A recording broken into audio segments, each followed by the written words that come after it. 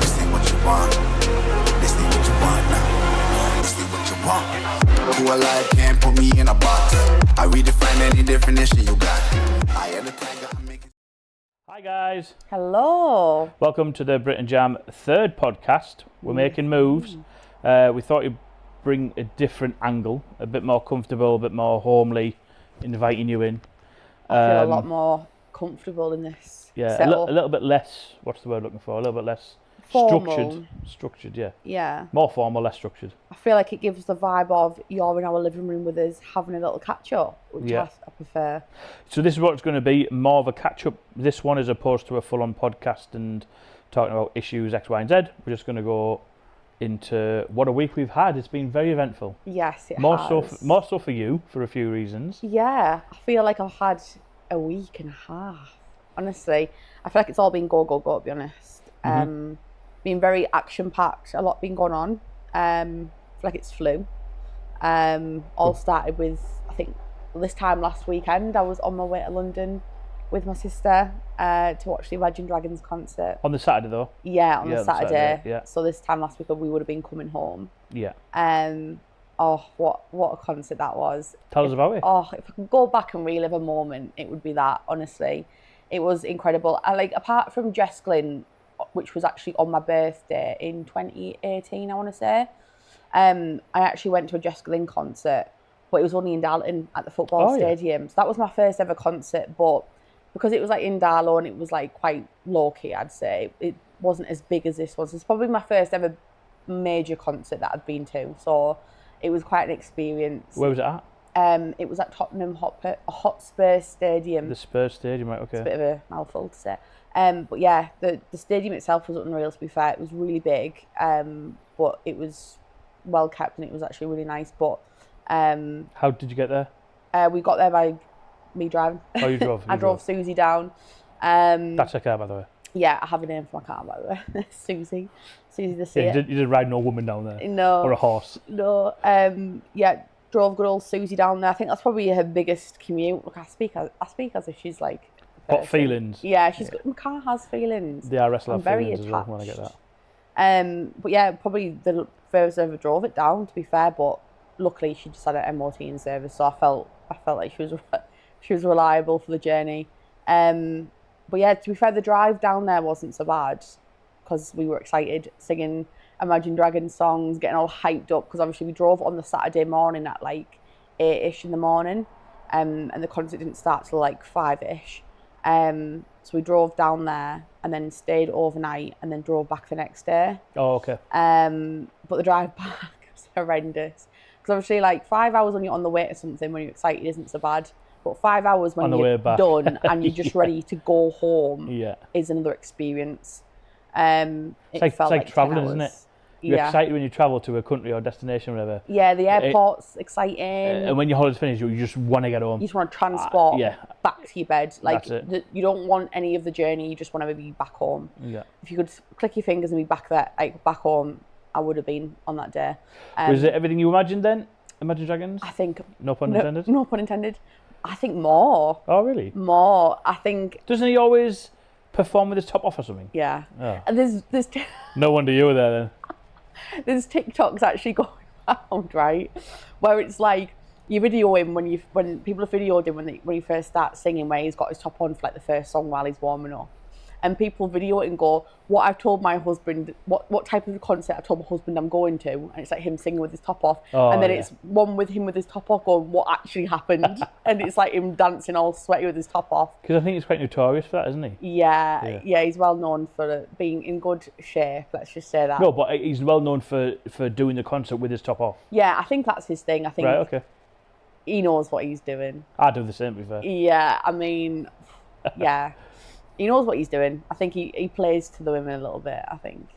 But you certainly enjoyed it. Yes, definitely. Because they're like probably one of the main artists that I listen to. So it's quite a big deal for me that. I think it was like, me probably one of my favourite artists. So yeah, it's definitely one of those like experiences in life that it's definitely ticked off the bucket list for sure, I think. I do it all again though. Cool. I'd see him again, 100%. Me and Sammy even said if he's touring again, we would go. And then, obviously, you travel back Sunday. Yeah. I went to work Monday, but what did you I had the day do? off. Surprise. Great. I had the day off. You didn't like that? No. It's not, yeah, we hate when one person has a day off work and the other one has to go in. Because we try and time our days off together, don't we? So if we're both on annual leave, we try to be off at the same time. Yeah, try to be off at the same time, or if I'm off and you're not, then it's better. Yeah. We always have this thing where, like, if one of us is off and the other one isn't, like, we tease the other person. Basically. I felt really guilty actually watching you go to work on the Monday. Yeah, of course you did. But so the Monday was just pretty relaxed day, nothing interesting, Chilled. was it? No. No. But then you will have felt like half felt on the Sunday going back on the Monday? Yeah, I felt, terrible. Even though you had a shorter week? Yeah, I think it just makes the Tuesday anxiety much greater. I'd rather have the Friday off than the Monday.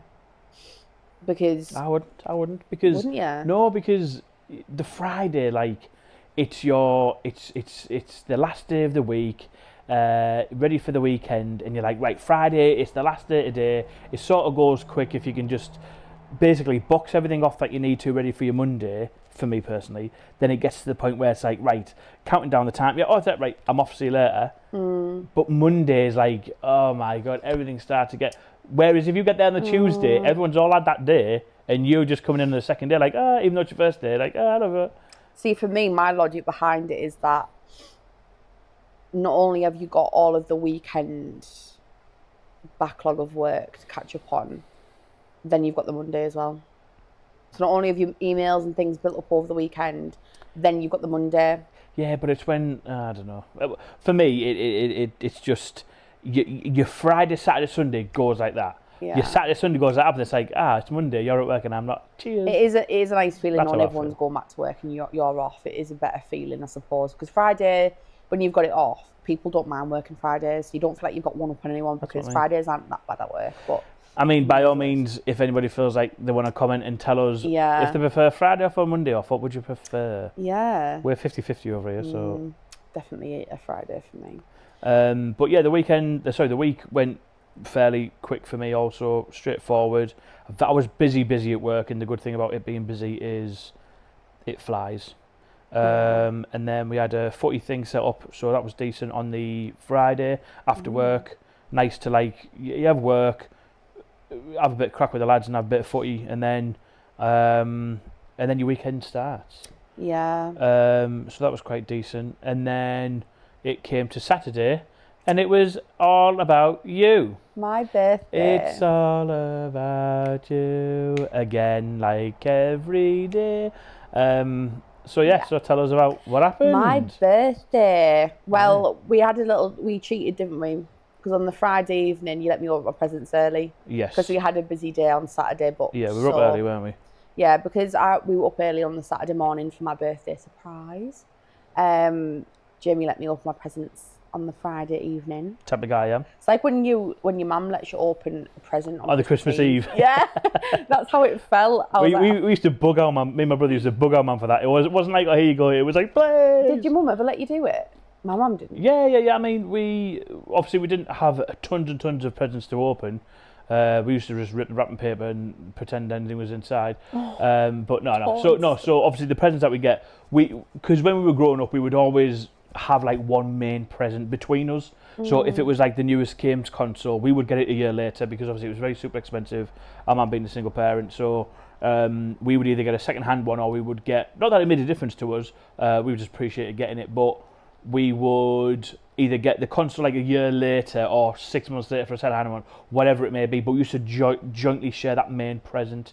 So the only other presents that we would have where we'd open on our own would be something like a T-shirt or something individual. Yeah. So unless we combined, because we knew what we were getting for Christmas, our main present, most of the times, then we'd say, oh, can we open our main present? Then maybe we would, but obviously back then, I'm talking 30 odd years ago when we got consoles or whatever, it'll be in the PlayStation 1 or N64 when Mario first came out in GoldenEye. Oh, unbelievable nostalgia. But obviously our TV back then was like, we had like 2 TVs to a house if we're lucky, and there were massive, big, gigantic TVs. So then we would do that. But yeah, but anyway, it was your birthday, so you opened the present. What did I get you? You got me a Ring doorbell. A Ring doorbell. Some chockies. A lovely card. Yeah. I feel like I'm getting to that age now where, like, as mundane as a doorbell might sound, it was a big deal to me. You can tell you're getting older when a doorbell is a class present. I know. Yeah, I was buzzing with it, wasn't I? Yeah. I was like, oh, doorbell. But to be fair, it's one of those things that, like, I've wanted for ages, but getting yourself it, it's like oh God, I've got to spend all that money on a doorbell. But it's a thing that I really wanted, so I appreciated it very much. Thank you. Of course. But they didn't stop Click, there. clack, boom! These shots, sounds, make my ears ring like hell. Ding dong. Is that someone at the Ring doorbell? Oh wow. You didn't know where I was going with that, did you? No. Neither did I. But it, He went, I'm not going to do a rap today. it just came to me. Wow. Anyway, no more. Anyway. So yeah, didn't stop there, did it? Then No, so so I surprised you with, I didn't tell you where we were going. No, you didn't. But we'll have to get on to something else in a second. But yeah, so I didn't tell you where we were going, but we got up early and we got into the car and I was just directing you where to go. Yes. But the main thing that I got for you, well, I say for you, us, on your birthday, on Saturday, we went to Manchester to do the Cube. Yes. We did the really Cube. Fun, wasn't it? Yeah. Harder than we thought. Oh, a lot harder than we thought. It's one of those things that we wanted to do for ages. It looked so fun. So yeah, I was buzzing when you booked that. But yeah, harder than it looks. It was busy. Yeah, very busy. A lot of busy. like stag/hen do's. Oh yeah, it? there was a couple. Yeah, there it's was. It's definitely a good idea to book for like a hen do because it's obviously there's a bar there. You can have a drink and stuff, and then if you go try and do a cube challenge after you've had a few beers, I imagine it's pretty hilarious. I imagine it gets funnier. So I can understand why people were doing it for the hen do ideas. But then I also booked putters straight after it as well. So basically we did the Cube. Where it said if you go in groups of 4 you verse each other, but otherwise you'll just go, we'll pair you up with 2 other random people and you sort of like battle it out, but that wasn't the case. They just said you go there. We ended up showing our own little... But yeah, so we've got videos on that will come out. We'll do that. Yeah. But what did we do? So the first one we did, which one was the first one we did? It was the where you pass the brick through the little... Oh yeah, so these holes. like lights on, like tubes, were just magnetic, weren't they? Yeah. And you could literally blow it and it would fall. So they said, right, we didn't see anybody do this at the time. No one was on it. No. Because there's about say 20 activities you can do, and you only do 7 per like session. Yeah. So I said there's about 15. Sorry. So when we went out as a first one, we didn't know what it was. The guy just said, right, what you got to do is this, and this. We went, okay then. So he said, right, go, and then you passed it to me, and then literally the block as it passed blew, and then it just, I was like, whoa, what's going on? We didn't even touch it, did we? No, but the second time we smashed it. Yeah. So we did that. What was the next one after that? Second one, was it one? Was it the ball rolling one? Was it one on your own, or was that the third one? I think it... We lost the second and the third, but second one was where you did it on your own. Yeah, failed miserably. It was where you had to roll this ball on this like PVC surface that was quite sticky, and the ball was quite like heavy, and you had to like roll it so it bounced off one corner, bounced off the other, and then went into the box, and it like a W almost. Yeah, like a zigzag. Yeah. And you had to like roll the ball so it hit off the first with enough momentum to hit at an angle, to then bounce off the other one, to then bounce into the... I'm pretty sure people who watch the Cube will have seen that challenge because it's quite a well-known one. I rolled it the first time a bit too light, but the angle was spot on. It bounced off the first wall, bounced off the second, and it fell massively short. But then just didn't roll down to the bucket. No, then the second one you did exactly the same thing. Too light. But it got further. And then the third one is where you learnt off the 2 previous mistakes. And what did you do? And then I did it a bit harder, didn't I? The same thing. So Yeah. it fell short again. But it was like that far off getting in. How far, sorry? Like that far. Are you sure? It definitely was that far. It was about 2 feet away. No, it wasn't. You're exaggerating. Okay then. All right, well, we've got video You were evidence, miles away. so I'll show you after this. So that was the individual one. We could have had a swap, but we didn't have a swap. I wish I'd on that swap with one. you now. Yeah, and I do too. The third one, what was it? Because we did the fourth one, which is the throw thing, which we'll speak about. But what was the third one? We failed the third one, but I can't remember what it was. Was it the balls where you had to put them in the hole? That was second to last. We failed that one. I think it was one where we took the blocks. We passed the blocks. We did pass the blocks. Because I knocked it right at the end, and she went, yeah, as the light turned green, I knocked it off. So technically she done it early. But anyway, we failed the third one, can't remember what it was. The fourth one was where I have 9 stacks of blocks, you have 9 stacks of blocks. And we have to throw one to each other and catch it at the same time. And then you have to stack the blocks back up, just have to put it to the left. We had to do that 9 times. So the first one, I messed up. You dropped it. No, I'll explain. I messed up because where we're stacking the blocks to our left, bear in mind they're quite thick. As I stacked it, I went to grab another one and I knocked it off. So yes, that was my bad. The second time, what did you do? Oh, we threw the blocks to each other, but then they crashed off each other. So if I throw with my right hand, you would grab it with your left and vice versa. So it goes like this. But you went to throw it to my left hand, so then, I was just trying to get it past quickly. I just didn't look. Anyway, but then the third one, like I say, we did it, but just at the end when we caught it, I went to put it down, but because the stacks were too high, it fell. But she already pressed the button where it says you've passed. Yeah, you nearly lost us that nearly one. lost it, but we won that one. We would have had a domestic if Well, you'd 5. lost us that. Oh no, we only did 7. Because the next one, where we nearly had fisticuffs, but we passed that one. We nearly had a domestic in the cube, and the Yeah, that was 4. The 5th one we won, 6th one we lost, 7th one we won.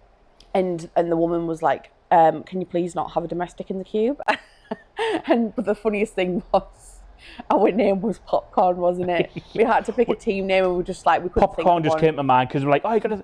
I was like, I'm not in.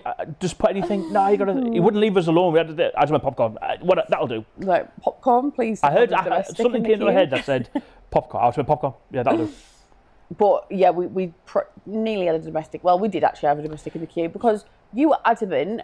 I was raising. Right, the challenge was you both had this board with a handle on each that you had to hold, and then the ball was balancing on the board. So it was only about plank, half an wasn't inch it? thick and about 4 inches wide. Yeah, it was like a plank of wood. Yeah. And you had to both balance it so that the ball didn't roll off the plank of wood, right? But then you had to walk forward really slowly. Looking at the ground to Looking at find the random ground. squares You had to press tap with your foot. to turn them green. These Yeah. red squares turn green. And then you had to move along, tap each square with your foot that flashed up red. And there was no turn it green. time limit, really, was there? No, you could take your time, and you had to get to the other end of the cube. Past this line together without dropping the ball. Jamie was adamant that I was raising the board higher. But in my defence, if I was raising the board too high, why was the ball rolling from his end down to mine, about to fall off? But you were adamant So that I was wasn't raising happening. it too high. So we'll that- never win. We'll so take that- this to the grave. Yeah, so what happened in her mind Anyway. wasn't the actual truth. What happened physically was we were both holding it. They said ideally if you hold it with 2 hands, well, she said you can hold it with 2 hands if you want. So I said if we hold it with 2 hands, it's more stable. So as we were holding it with 2 hands, and then I'm trying to tap, and I said, I'll keep the ball in front of me, so you don't worry, I'll keep the ball in front of me. She was like, okay then. So I'm here, and then I could see her end going up, so I'm like, I'm having to raise it. I went, stop putting it up. She went, I'm not. I went, you are. She went, I'm not. As I'm saying, stop raising it, you're going, I'm not. But As the you're ball was raising it. rolling down to me, so I was trying to stop I- it from rolling off. I had to counteract it because it was falling off. So I'm like, whoa. No, it wasn't. No, the ball was rolling down. I was raising it. You having to go up. So I saved us. We would Now, have so- lost if it wasn't. So basically, I was up here, she's like, I'm not raising it, I'm up there. So you look for having another domestic about it. Because that's the truth. Anyway, we passed that one. Well, it dropped off as we got in, but because she pressed the button again. I think she was trying to save our domestic. She just let us have it in the end. But to be fair, we did get. We smashed that. And then the second to last one. Bit nigh on impossible. It is impossible. We were watching this stag women hen party thing. Yeah. And a woman went in first, and you have to put. So there's 25 balls here, there's a hole in this like perspex glass here, and you had to throw the ball. Obviously, it has to perfectly land in there. You can only use one hand to put it in the gap of this perspex. You had to put 25 balls in the hole in 20 seconds. So the first woman did it and she didn't do it. She failed miserably. The second woman did it and she, on her second attempt, she went like this. She dropped the ball, picked it up, put it back in. So technically she did 26 like arm movements, if you will. So put 26 balls in. And she had like a second left. She had 600 of a second left. We were like, oh my God, if she's done it, smash this. So you said, oh, you go then, because it's an individual person. I went, okay, I'll do it. Anyway, I had 5 balls left twice. I'm like, this is, and he went, oh, sorry, I just thought I'd let you know, the reason it looks more difficult is because the women who went on before you, because they were first, it was a hen party, we give them 25 seconds. You only get 20. Yeah, it wasn't even. Oh, thanks a lot, mate. Where's the inclusivity and diversity going on here? You know, women and men are the same, equal pay. Had absolutely smashed you. I was furious. I was like, oh, we haven't all got the same rules then, eh? But it was hard. So then King Dingaling over here was like, can we swap? I'll do it, mate. And then you had about 40 balls left. No, I didn't. You did. You ended up with more balls for some reason. No, I didn't. I had about. So they said you can only use one hand. She's like, yeah, no problem. On the first ball, she put it in. It like dangled out, so she grabbed the left hand, put it in with the left hand. So me and the guy looked at each other and he went, she's filled already. I went, I know, mate. I said, she's not doing it. Let her crack on. So it got to about 20 seconds. So anyway, it went, doo. It's about 40 balls left. I didn't. That's exaggeration. So you came out and went, oh my God. Sure. So, but what about the last one? Eh? The last one. The last one, I smashed it. You did, to be fair. Well, yeah, but Go on. you took a simplify straight away. Yes, so they said don't use a simplify. Mind you, the woman said don't use a simplify because that's your next one. However, we could have used anyway, the later on in the day you get more. Sorry, later on in your session you get more points if you pass stuff. So the last one was you had to basically walk in a hexagonal way, but completely blindfolded. So we simplified it because we had a simplify left and you had to use it because you nothing else to go. So instead of being like walking in, say, like within, I don't know, say 2 feet, they moved it to like 2.5 foot you had to walk in between. Because if your foot touched the line or you crossed the line, you would have failed. So they said you can't practice, you just have to memorise where to go. And we'd seen a couple of people do it and fail miserably, so we were like, right, okay. So I put it down and I just thought about it, doing it. Anyway, I failed within about the first, 5-6 seconds? Yeah. And they said you only have to get to this last section. You don't cross in the red box or something. So anyway, I did it. And I thought, that's my last step, I'm sure I have one. And then, another one. So I smashed that one. Yeah, I think I'd have failed that, to be fair. But it was a bit anticlimactic because it was like, right, you're finished for the day, see ya. Oh, no, like points, where'd you go? Yeah. Nothing. It was just like, thanks for coming, now piss off. Yeah, I think it's more the experience. So it was a bit of anticlimactic experience at the end. And then we played putters. Yes, so golf was quite good, quite fun. Probably one of the best it is crazy golf definitely that we've been to in terms of how it was set up and all the different type of points you have to try and get. Yeah, and all LEDs everywhere and stuff. It was quite good, wasn't it? Yeah, it was. So we played 18 holes of that, 2 different courses, one upstairs, one down. Yeah. I think you won by quite a few points in the first one. I won the first one. The second. Okay. Who won the second? The second course, you won, but just. That's right. No, you just won. I think. Yes, to be fair, I only just won. 250 points. 360 or something. Was it? Yeah, but something small. It was close. Because the last one was like a horse derby thing, wasn't it? It was quite good. But yeah, it was good overall experience. It was fun. Definitely recommend if you go with a few people. And it's in like the Arndale shopping centre, like a big massive metro centre. So it's in a prime location really, because when you're done, like you can go out and go for food. Yeah, like, go for food and all sorts of stuff. It's right central to everything, isn't it? So it's pretty good. But yeah, I had a good time. Thank you for that. You're very welcome. It was a good birthday surprise. And then yes, it's Sunday. What's that? We came back and had a Manjaros. Oh, we had a Manjaros. Yeah, Manjaros. The birthday. Yes, that's right. We had a Manjaros last night. Because we had the option of either getting something to eat in Manchester, or if we come home, we can just chill, and then you know what it's like, home comfort and stuff. So we decided to do that instead. And what time were we in bed for last night? Oh my God, we were in bed for 9, was it? Yeah. 9 o'clock, we were shattered. We were knackered. We didn't have a very good sleep on the Friday night into Saturday because we knew we were getting up early. I was excited because obviously I couldn't tell Brittany what's happening. Yeah. But also we had a very important call on the Friday we can only share a little bit of information. Oh, wow, yeah. But big news ahead. I know, that was a really exciting call. I was really nervous for it, but I mean, I didn't know why I was so nervous because it was honestly so good, wasn't it? Unbelievable. We had like a video call with a very important person to us anyway. Yeah. That we are gonna and important to 50 other thousand people. Yes, hint hint. That we reached out to and are gonna collab with. Yeah, very extremely soon. humble. What an unbelievable person How we cool spoke to. is that person? Absolutely cool. So down to earth. Had a lot more in common with this person. Yes, I kind of overtook the conversation. I do sometimes. I do know that, but bit of a fangirled as well. You did. And but yeah, really, really humble, and we've got something in the pipeline that's coming in the next few weeks, I would say. Looking 6-ish weeks, somewhere like that. Yeah. That would really help the channel and really help us grow and understand, how this YouTube thing works and bits and bobs like that. Yeah. And I'm sure this person will be thankful as well, just because it's something that we ended up, when we were discussing, that this person had been thinking about for a while and had a few requests that way. And, it's almost like, I definitely live by the motto, everything happens for a reason. 100%. And when this person was talking about where they were from and where we were going and things like that, I was like, oh my God, it's such a small world, even though the world is ridiculously huge. But yeah, over the moon. Obviously, we you'll find out in due course, but keeping these cards close to our chest for now, but really excited. It's hard not to tell people. It's hard not to tell people, It's hard when you have like exciting news but you can't tell anyone because it's not come to fruition yet, and obviously you don't want to jinx the evil eye either. Have you ever heard of that, evil eye? No, not it's really. Like a saying. People are like, oh, don't tell people because it's evil eye. Well, just obviously jinxing it, I understand that. Yeah, but I've not heard of the other. No.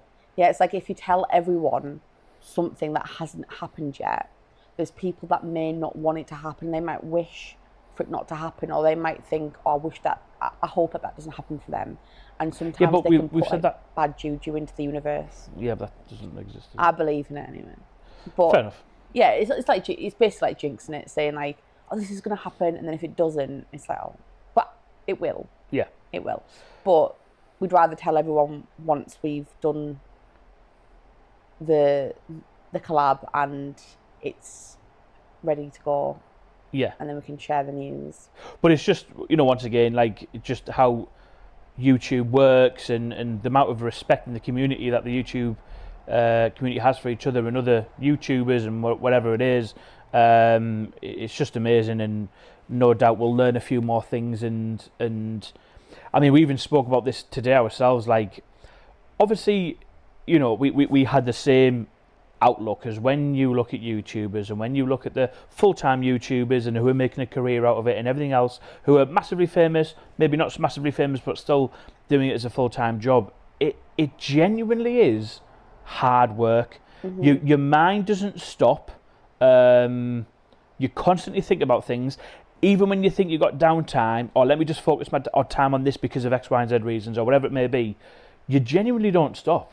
And that's one of the reasons why we couldn't sleep, because we're excited and for a couple of reasons and whatever. But it is not as just straightforward as just do this video and that's it. It's out there, because you still got to edit it. You still got to do certain thumbnails, and it's not just straightforward as one would like to think. But it's nice that this person that we've been in contact with, though, shares a very similar situation to us. Yeah. That this person still works full time while trying to juggle making a career out of like social media and YouTube, and shares the same frustrations with how difficult it is, with how mentally taxing it is and exhausting it is, and how you've got to work full time during the day and then at night if you're not filming, you're at least brainstorming or you're editing.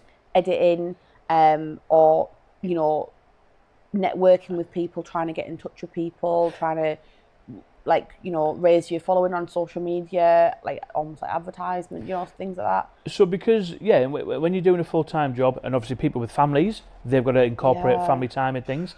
It's not 5 minutes, because 5 minutes turns into an hour turns into 2. You're like, where's the time gone? What on earth?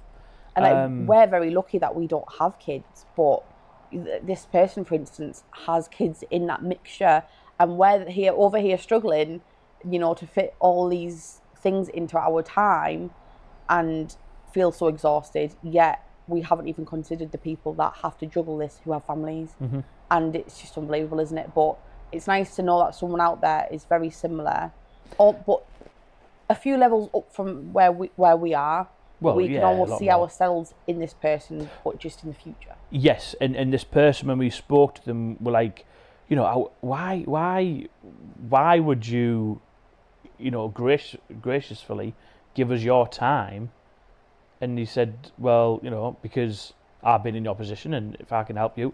And we were like, oh my God, we would totally reciprocate that. It's like that, the McDonald's thing, when you pay for someone's order behind you, that sort of thing. Yeah. It's totally like, because we even said, before we spoke to this person, we even said, imagine if we got to this position, if I saw someone who's just starting out and, the really genuine people from X, Y, and Z, I'd be like, and then it literally happened. I was like, oh my word. Yeah, I think this person is a big believer in, if you do good, good will come back. And I think this person's driven by trying to help other people. But you can spot the genuine, nice, humble people from the people who aren't that, and this person is just top tier. Yeah, lovely. I felt like we had a lot in common. Felt like an home for years. Yeah, like honestly, I was so nervous and I don't know what for, because as soon as we started speaking, it's like we hit it off straight away. We had loads to talk about. Yeah. It was not a minute's we had to end up cutting the call because we were running late. Yeah, we ran over. And conversation flowed. We had loads to talk about, loads in common, and shared a lot of very similar views. And it's an exciting time, and I feel like we haven't stopped smelling our way again, have we? No. And I do have a good feeling that good things are going to happen, and I'm very optimistic and very positive towards the future and what like we said. Like we said, it all starts somewhere. People aren't going to like it. People are going to put our downfall, but we're not interested in that. We're interested in just doing what we do. We'll see where we go, see how far we can take it, and hopefully bring more content, better content, stuff people like. Obviously, it gets to the point where, if we get more known and people do start requesting stuff, that we can do it. At the moment, we're just doing what we like, what we think people will like to see, and go from there. But we're enjoying it, aren't we? Certainly. That's the main thing. We have to enjoy it as well. Yeah, it doesn't feel like a chore, does it, doing these podcasts? And I think that's important, because the minute it becomes a chore is the minute it's not fun. Look at something else. But do you not? I've got a couple of questions for you. But like, do you feel like now, though, because I know that I felt like I think this is what's contributed to the way I felt about work this week. So this week I felt really. You had a bit of a downer this week, didn't you? Yeah, I think having obviously Monday off, coming back on a Tuesday, and having obviously just work to do was a contributing factor to me just feeling a bit uninspired and a bit just like Groundhog Day, and I just felt a bit like lack of motivation at work this week. Nothing to do with my job, just it was a me thing. It was just a me problem. I just felt really uninspired, a bit, not a lot of motivation, but I do feel like, because my heart is elsewhere in what I want to do in life, because when your career is your main focus and your full-time job is your main drive, when you go to work, you don't you're there for a reason. You're there to do your job, and you don't think twice about what you're doing. But now, because I aspire to do something that isn't my career anymore, that is something different, which is this, I'd love to do this full time. Do you not feel like now you're kind of stuck in a bit of a rut between working full time in a job that really you're not as inspired to do as you maybe once were, but also you're not there yet to do what you really want to do and what you love? and you're kind of in this really weird middle ground. Once again, I always try and play devil's advocate and either look at it from everybody's point of view or just give you my own opinion of what I think. But I do know what you mean, but like, for example, I'm going to counteract that with another question. So let's say a young aspiring footballer is up and coming and he has trials for, I don't know, Manchester United, Manchester City, whatever teams, big teams. And he is with a very low tier team, someone scouted him and they're like, oh, come do trials, whatever it may be. And then that person breaks his leg. And let's say his career's over before it even started because it's going to take him months and months and months to get, and you know what it's like in that sport field type of game, the next person will do, So but then he's going to feel like that his entire life because it's not what he wanted to do, but he still has to go to work, still has to put his 100% focus in, still has to graft because, yes, it's all not what he wanted to do, but he still has to work and he still has to just, But he's accepted that. Yeah, but he's accepted that because he's had to. Because he knows he's never going to get that opportunity again. It doesn't mean he's not going to get a better opportunity than what he's doing then, but he's not going to get that opportunity that he had. He knows that. Yeah, and he's accepted that he'll never get that opportunity. Right now, we're in this middle ground between.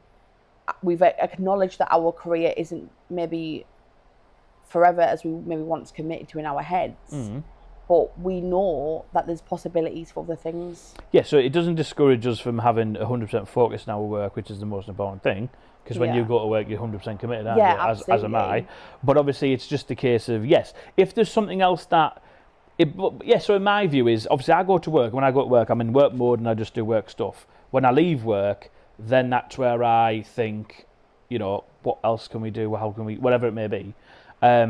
But yes, I understand what you mean, that it's still in the back of your mind, like, this isn't what I want to do forever, but also, you still have to work, you still have to pay the bills, and like everybody else does. But, for me, it's just, like I say, work's work, and outside of work is what I make of it. So I sort of, like, just sort of like switch off that side, just because when I'm in work, it's important what I do, that I can't lose focus, but still... Yeah, it's almost like wishful thinking at work until something comes more stable or more, so I suppose, I understand that you can feel, it's just, but, you're at work, you do what you do, and when you leave work, that's your own time to just try and focus on stuff. So for me, that's how I feel, as just, because I can't change anything when I'm at work. I can't do anything different when I'm at work. When I'm at work, work's work. I can't, See, I think differently because I know that there is a possibility for change. Like, but you still have to do your work. I know, it's just difficult. I wonder if anyone else feels like this. I don't know, but I think when you mentally commit to a different thing in your head of what you want, I'm one of those people that when I've decided that what my current situation is no longer what I want, I find it really difficult to like lock in, to continue and like without just wanting to like. I'm a bit more impulsive than you. When I feel like I am. Yeah, you are. When I no longer want to do something, I want to drop it like that. I just want to change, and if I could, I would. But maybe that's my age and experience that you've got to think about the long term, the long run. Where would that lead? Because obviously it's like, for example, snooker. You think about your next 4 shots, you're thinking 4 shots ahead, So that's almost like how I feel like I always think of 3 or 4 steps ahead from what would happen in the cascade from that. So here's another interesting question for you. Where do you see yourself or us in 5 years' time? That's a difficult question because, well, I can't predict the future, but obviously what I would want is, obviously in 5 years' time, to be able to have done this, to be able to do this full time. Mm-hmm. Of course, that would be our ultimate goal. It's impossible to know where this can lead to. I mean, we've always, we love Gogglebox. We'd love to be a couple of people on there on Gogglebox. You've no idea what avenues it may lead to, but yeah, of course, we would love this to be the next big thing. Well, our next big thing would be to have this for 5 years, but in 5 years, sorry. But then again, what's the next big thing in 5 years? I know. I mean, but I did see something the other day that I think YouTube is the most streamed platform at the moment. Really? Yeah, most streamed platform to watch anything on. Because I think obviously terrestrial television, a lot of people aren't watching that now. I'm sure I read that YouTube. I mean, obviously YouTube is huge. Any video, any tutorial, YouTube, isn't it? But yeah, I mean, hopefully we're not too late to the game. We'd love I don't think so. I don't think so. So okay, same question for you then? I think, same. I really hope that in 5 years' time, whether it's wishful thinking or not, I don't know. Because 5 years is quite a long time, I feel, to grow, think something and work on something every single day. I do believe that in 5 years, you must be at a point where it's at least, better than you are now. 100%. And, I would hope we'd have at least a few thousand subscribers on YouTube. I would TikTok Only a few. I wouldn't know. I would at least, like, all right, okay, I want to put a figure out. We'd want a plaque, wouldn't we? In 5 years. I would hope that in 5 years' time we would have 100k. Oh wow! That I mean, whether that's wishful thinking or not. Yeah, well, that's what we'd want. I don't think so, because when, like, say El Darby, We're not scared of hard for work, example, are we? no, Nope. absolutely not. Like El Darby, who I watch, well, she's Ellie Swift now, but I started watching her when she just first made her YouTube channel. Right. She's called Ellie Swift. What does she do? Her and her boyfriend Connor. Well, she started off as she used to be really into her fitness. Oh yeah. And she used to be a PT. Right. So she would do like a lot of vlogs in the gym, because she used to do bodybuilding competitions, and she'd like vlog her workouts, vlog what she would eat in a day, and very fitness orientated things. And then her boyfriend was also a PT. So they were both like, do joint videos together. It started off as her mainly doing the vlogging, and her boyfriend would like feature in the videos every so often, like, be behind her and stuff. But it was her channel.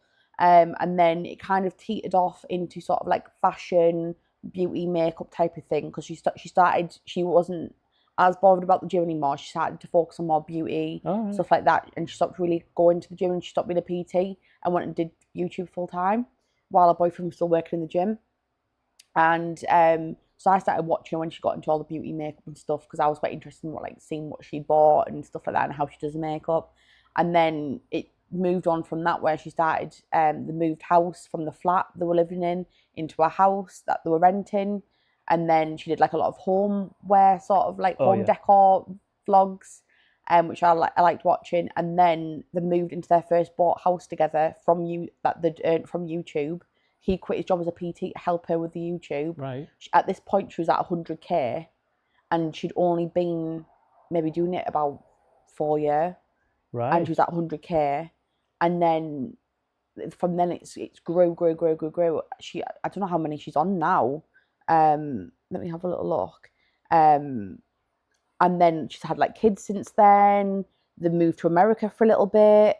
And like they vlogged all that. They were going to move to America and live there, and they decided to come back to the UK. They decided it wasn't for them. Yeah. But they lived out in America for a year. And like, yeah, they just do like a little bit of everything. Like they just vlog their life.